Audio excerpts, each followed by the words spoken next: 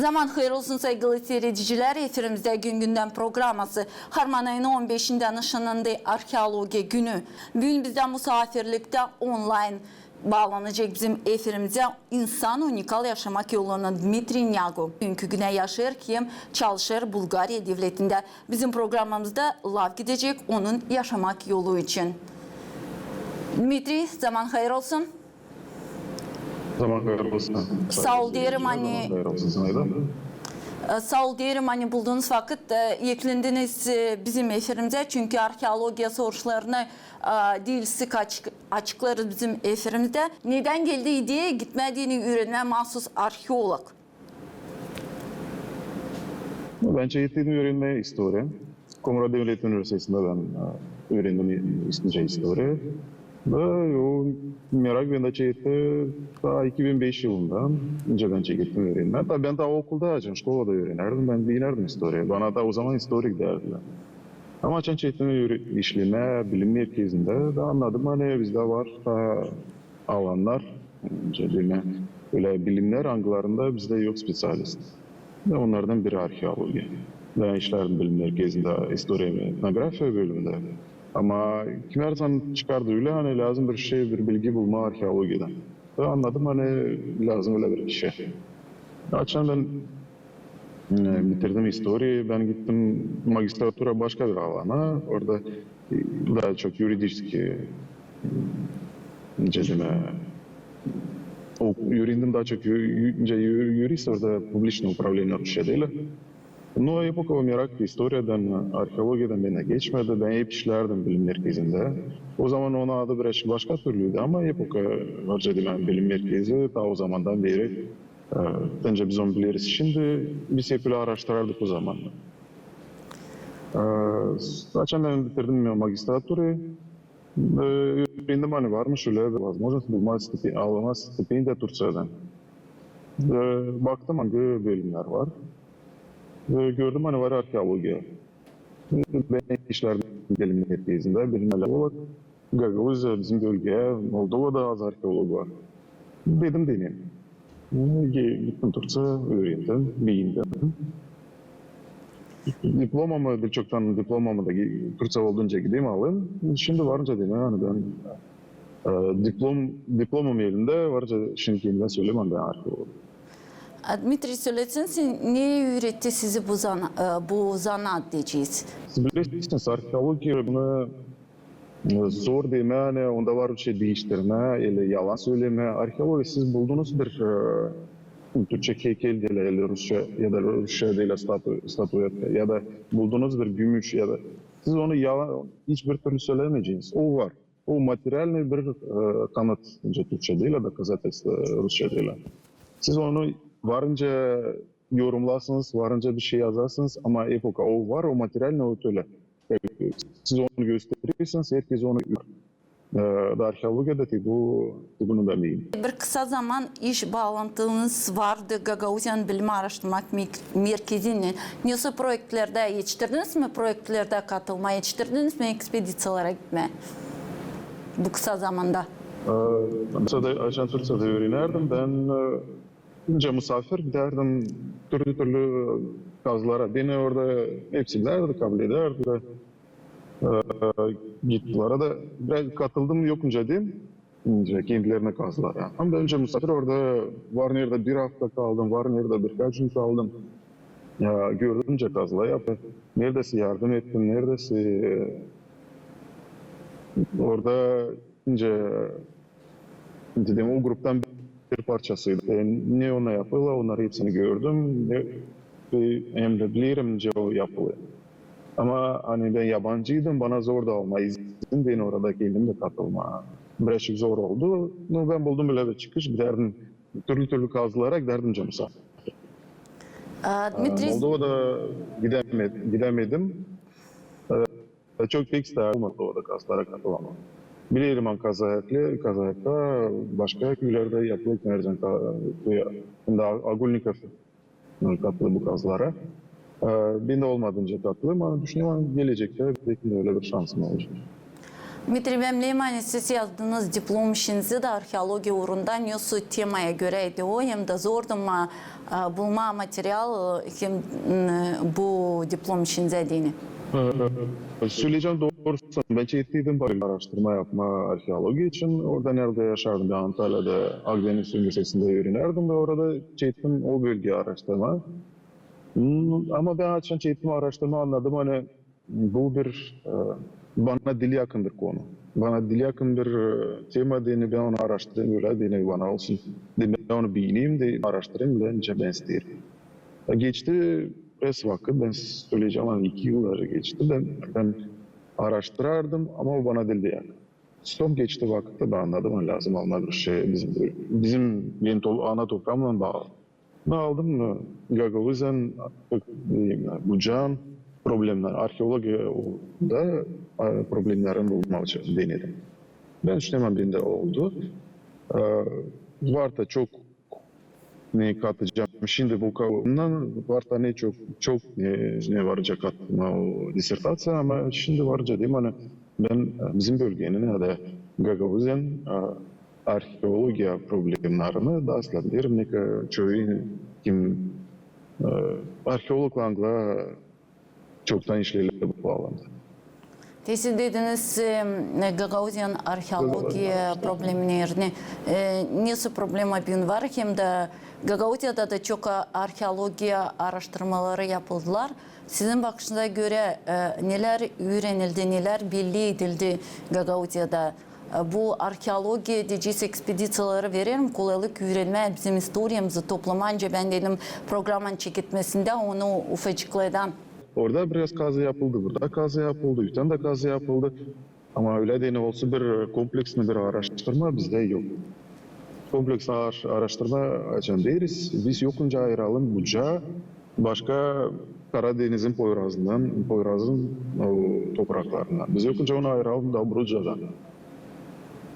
Dinde asla bizim topraklarımızı, bizim historiyamızı, arkeologiyamızı biz lazım onu araştırma. Benim bakışım öyle. Ben açan söyleyeriz sana Bucak, biz o Bucak'ı lazım ayıralım. Karadeniz'in Poyraz topraklarından biz onu lazım ayıralım. Dobruca topraklarından bu bölge, yani Karadeniz'in Poyraz tarafı, Bucak hem de Dobruca olunca bir köprüydü. Biz biliriz Skifleri, biz biliriz bunları, Mongolları, Türk toplulukları, onlar hepsi geçtiler bu topraklardan. Onlar geçtiler bu topraklardan ancak köprüden. Ona giderdiler Avrupa'ya, ona giderdiler Bizantiya topraklarına, ona giderdiler da Yunan tarafına doğru. Ama geçtiler onlar hepsi bu topraklardan. Hem de biz bunu biliriz. Neyin meraklı size geldi tutma elinizde artefaktlardan dediniz. Hani Türkiye'de bulunarak gittiniz, gördünüz ekspedisiyaları. Ben Türkiye'de katıldım kazılara. Katıldım mı derken misafir olarak. Ben gittim oraya bir Santos vardı antik kentler. Bölge adı Likya. Biz biliriz Svetoy Nikolay Likiyski. O bölgede çok daha eskiden var. Svetoy Nikolay'dan, daha eskiden Ayos Nikolay'dan, daha eskiden vardı kasabalar, vardı türlü caddeler, храмы, caddeler, türlü zdaneler. Da orada kazılar yapılıyor. O kazılarda türlü statüalar, Burçancayla statüetkalar, gümüşler, türlü pahalı nesneler bulunuyor. İsteyenler, historia için pahalı. Bir ki elimde tuttum altın, gümüş derken moneta şeyler. Bir ki statüetkalar küçük, 10 santimlik, 15 santimlik küçük statüetkalar vardı. Onu buldular. Onlar hepsi tek eski. Onlar varca 25 bin yıl bir yere yapılmıştır. Yani biz şimdi onu anlamıyoruz ne kadar pahalı, ne kadar eski ama peki eski değil mi? Yanlış söylüyorum. 2500, 2000, 3000 belki yıl gibi. Onu araştırıyor da ne zamanlar var yapılsın. Ama 2500 yıl geri düşünelim, en küçük tane var cevası. O gene pek çok var. Dmitri, söylesin, senince kabiliyetiniz karar geçme Bulgarya hem de Bulgarya'da arkeoloji tarafından ne işler yapılırlar hem de senin bakışına göre Bulgarya'da arkeoloji ekspedisiyaları olarak bulurlar mı Gagavuzların historia izlerini orada? Bulgarya ben geçtim, benim gelinim Bulgarya'da öğrenerdi. O kendisi kaza yaptı. Ben Türkçe'de öğrenerdim, o da Bulgarya'da. Değerlerim de toplanalım. Ya Türkçe'de ya Moldova'da ya da Bulgarya'da. Oturup düşündük. Şimdi aslında bir genç bir aile için Bulgarya'da bir eşit aslında olacak. İkinci soru, Bulgarya'da araştırmalar yapılıyor. Daha çok yapılıyor Moldova'da ama ben Türkiye'den karşılaştırasın, var dedim pek daha az. Burada var ki nereden para da çıkıyor ama epoka burada devlet daha az destekleniyor Türkiye'de. Türkiye'de turizm pek popüler. Çok turistler geliyor. Ondan ne kazılı ne buluyorlar, onu restaurat ediyorlar, ondan sonra çıkarıyorlar turizm için. Turistler geliyorlar, getiriyorlar para. Ve yine araştırma, ona buluyorlar para, yapma yine araştırma, yine kazılar. Bulgarya'da bu birazcık daha cebine Piluka pek popüler. Ona yapılan araştırmalar ama olmuyor önce Türkiye'de izli gelen turizma, nesli turistler görsünler, getirsinler para ve ona kazansınlar yeni projeler için elinde olsun para. Bulgarya'da yapılı kazılar. Benim en çok merak ettiğim Dobruca bölgesi. Dobruca bölgesinde yapılı kazılar ama yine varsa yine az. Biz büyük başarılı bir araştırma yapacağız ama bunu lazım ilerletme. Hem de Gagavuzya, Moldova, Bulgarya ile o Dobruca hem de Bucak arasında bu bağlantıyı, ne kadar bağlı olduğunu hem Rumanya'da da ortaya bu bağlantıyı araştırılması, bu bölgeyi daha sıra bulacağız. Daha sıra araştıracağız, daha sıra bileceğiz hem de kendi geçmişimizi daha sıra anlayacağız. Ne sizin bakışınıza göre daha saklı bizim topraklarımızda Gagavuzya'da ne daha bekler bizim bilim adamlarını burada geçirerken arkeoloji ekspedisiyalarını? Sizin bakışınıza göre var mı ne daha öğrenme burada bucak yerlerinde? Bucak yerlerinde çok var. Sovyet Birliği'nin vakitinde çok araştırma yapıldı. Ama o zaman teknoloji daha eskiydi. Araştırmalar yapılardı. Çok yapardı, mesela kaçısını yapılardı, cadıça değil. Ama o zaman teknoloji yoktu da şimdi var. Şimdi biz varca daha araştıralım, daha çok bulalım, daha detaylı onu öğrenelim. Daha doğru onun yılını da bu bir şey bularsak onun yılını da çekmekle. Bu araştırmalar varınca yapılsın, yeni bir şey var. Varınca bulunsun, bulmasın altın, bulmasın bir şey mramor. Yani pahalı materyaller. Epoka o araştırmalardan bir şey pahalı bizim için çıkacak ve historiamızı geliştirecek. Yani zenginleşecek historiamızı çok işlerde varca bulmak. Problem bu tane bizde aslında bölgede yok. Niye var müzeyle? Arkeologlar bir şeyden var. Ama öyle de olsun bir müze, nerede biz onları bulacağız da o müzeye koyacağız. Ve hepsi gelecek de o müzeye bakacak. Bizim bölgede, bizim regionda bunlar bulundu. Gezerken Gagauzya'da, Bulgarya'da siz çok işlere, yapılara bakarsınız. Önce arkeoloji tarafından mı, önce insan başka zanaattan mı? Hem de geçerken ne görürsünüz yapılarda? Görürsünüz mü historia izlerini, historia sayfalarını? Bak ben öğrenince historik. Ben pek bilmiyorum etnografi. Ondan ben geçtim geçen bilim merkezine. Ben orada bölümde işlerdim historia etnografi bölümünde. Ben meraklıyım historiadan, etnografyadan. Ben magistraturayı bitirdim politikadan. Publične upravljanje Rušadela. Son maçtan geçtim arkeoloji, benim bakışlarım pek değişti. Ve yeni bir şeyler, siz bir şeye bakarsanız onun bir historiası varınca olsun binlerce yıl. Bizde var müzeler, bizde var etnografya evleri ama bizde arkeolojiyle bir şey yok. Bu da bizde büyük problem. Yani biz şimdi bu bölgemizin 200 yıldan daha ziyade bir şey gösterme istersek biz onu gösteremeyeceğiz. Bizde var etnografya, bizde var historia müzeleri ama bizde yok arkeoloji müzeyi. Bu ben düşünüyorum ama bu problem.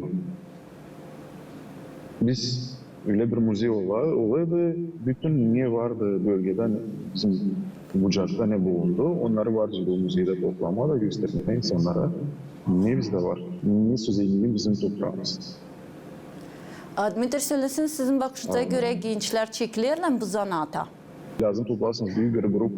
Buna hepsine ödersiniz para, siz hem toplarsınız teknika. Bu dille oturduğunuz bibliotekada da yazdınız, baktınız okudunuz birkaç kağıt da yazdınız kendinize bir statya ile neyse siz lazım büyük bir proje yapasınız.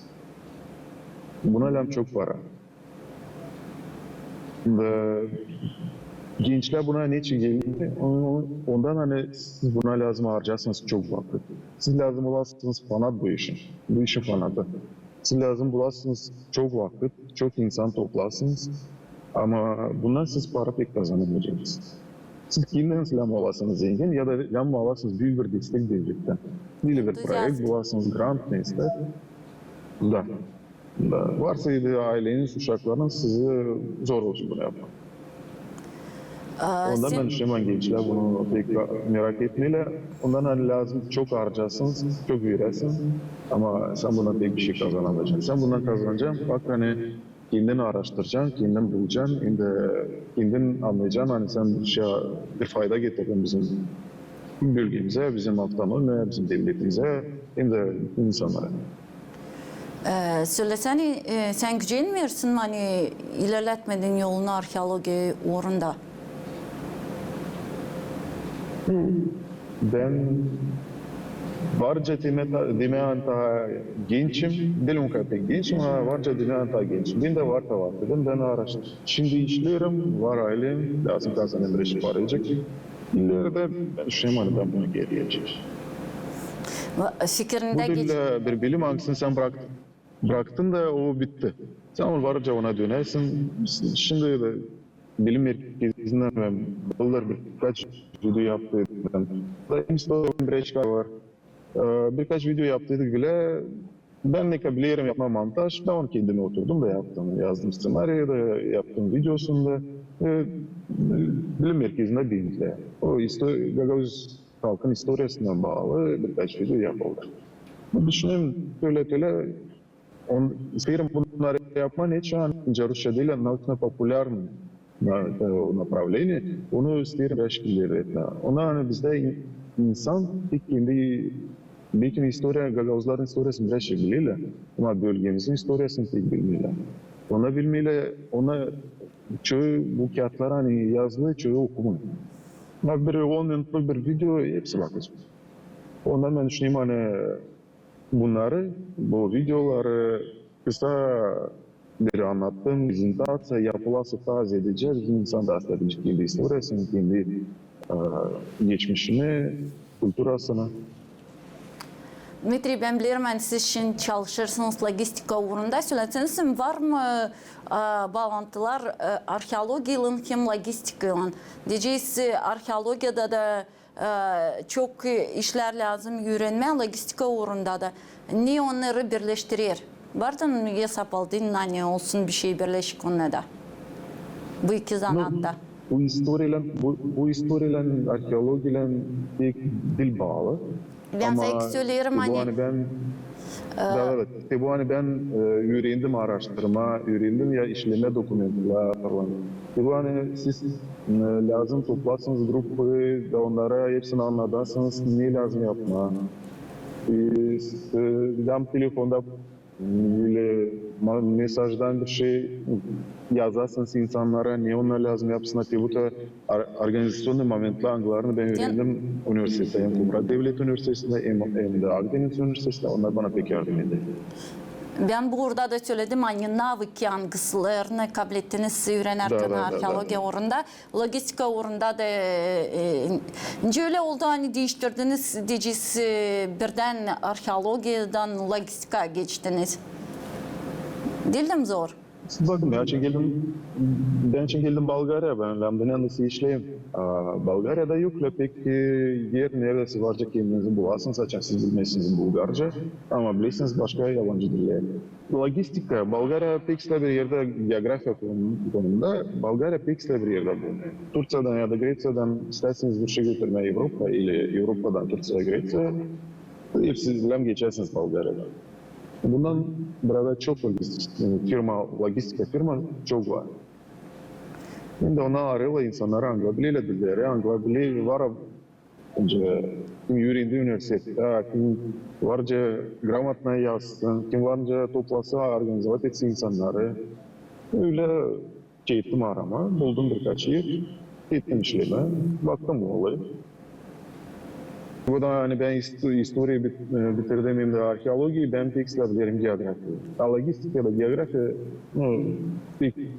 pek lazım. Mesela hangi yoldan gidecek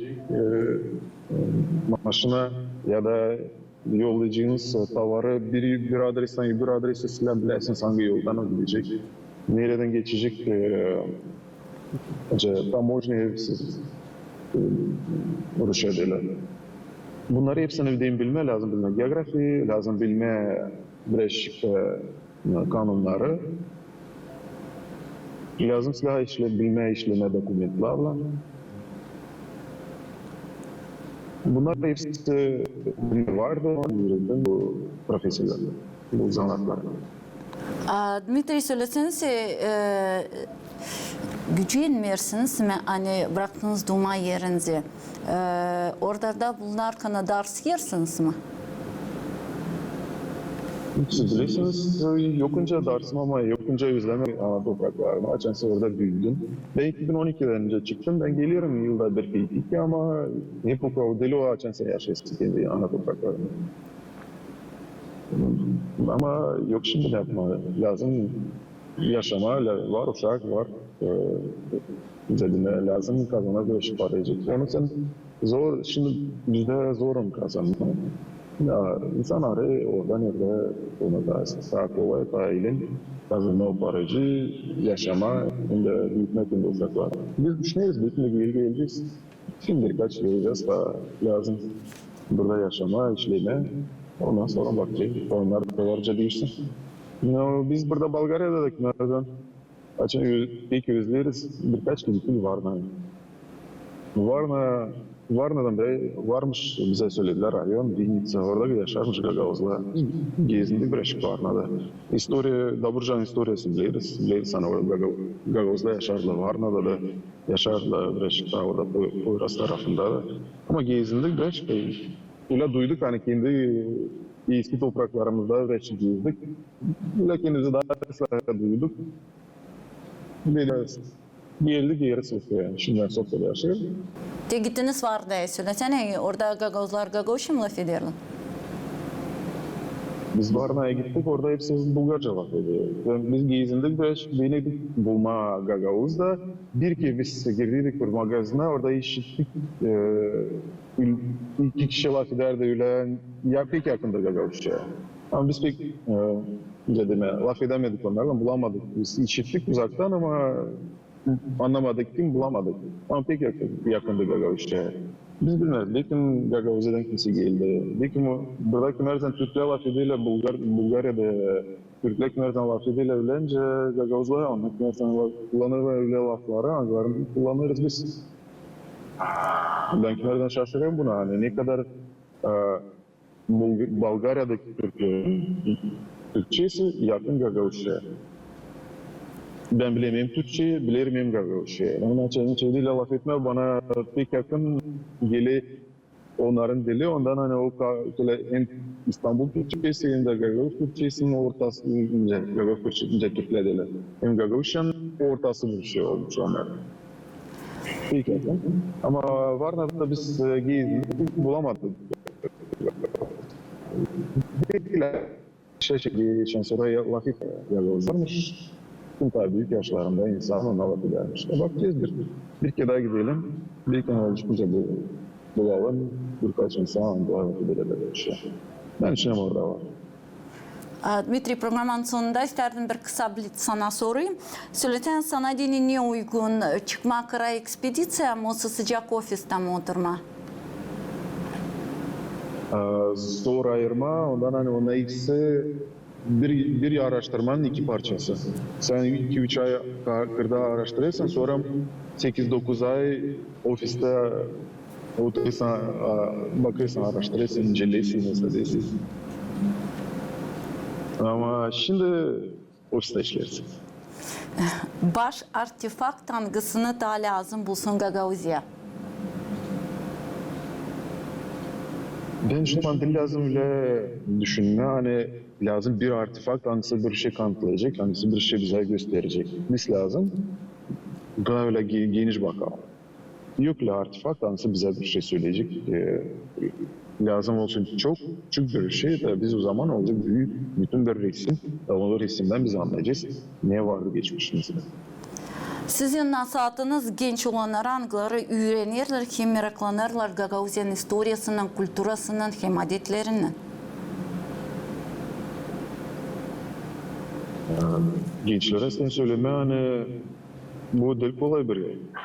Siz lazım bilersiniz, anlasınız hani bu cadene bu yolu ayırırsanız dini insanlara getirme fayda, dini gösterme onlara, onların geçmişine anlatma, onların okulda da işlersiniz. Siz uşaklara lazım anlatasınız onların külturasını. Bu dil kolay bir yol. Hepsi insanlar da istemiyorlar bilmek kendi geçmişini. Ama siz bu yolu ayırdıysanız, devarca söyleyeyim bak kolay gelsin. Hem de başarılarınca Türkçe'de değiller. Biz bu yolu ayırırız, dini yoluma faydalı. Siz isterseniz, ben düşünemem size hepsi olacak.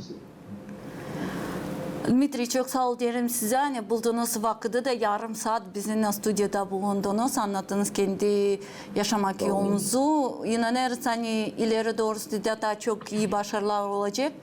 Paylaşacağınız türlü arkeoloji ekspedisiyalarında hem açacağınız bizim historianın yeni sayfalarına.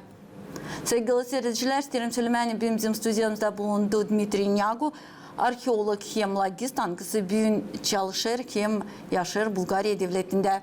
Bizim programımız gün güne yaklaştı sonuna gelen buluşmalardan. Kalın sağlıcakla.